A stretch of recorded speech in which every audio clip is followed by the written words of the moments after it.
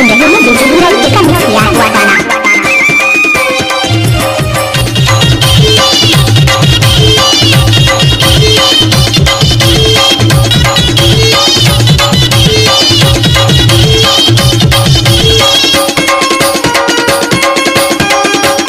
DJ बुराई की जगह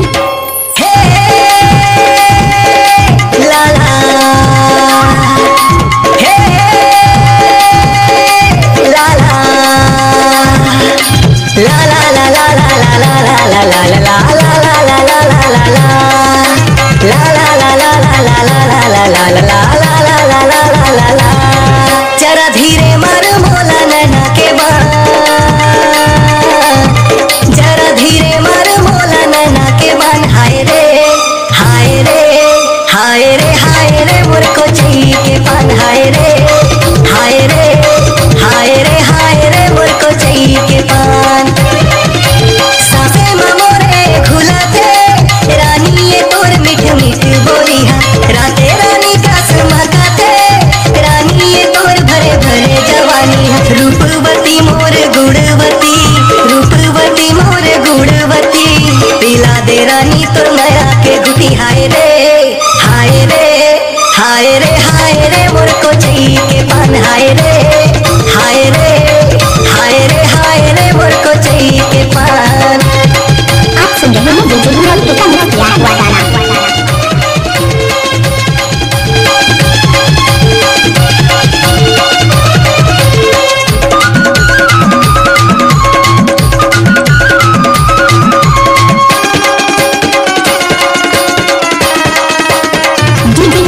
मोरे दिल के तारे माँ होवत रहते झनकारे हना। मन होते मोर मतौना भरा बोलत रहते दिल के पारा मना।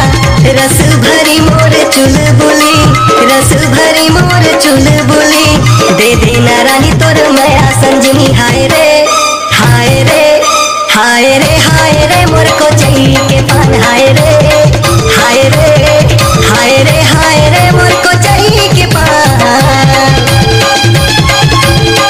आप सुन रहे हैं डीजे बुराई के कन्हैया हुआ गाना।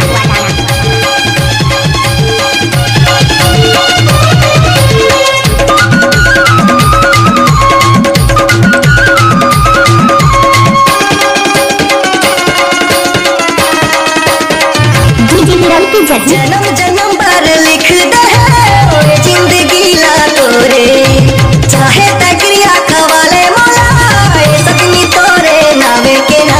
लाली चुनरी चूरी पहिरा के, लाली चुनरी चूरी पहिरा के, ले जाऊं तोला मैं भंवर परा के। हाय रे हाय रे हाय रे हाय रे मुझको चाहिए के पान। हाय रे हाय रे हाय रे हाय रे मुझको चाहिए के पान।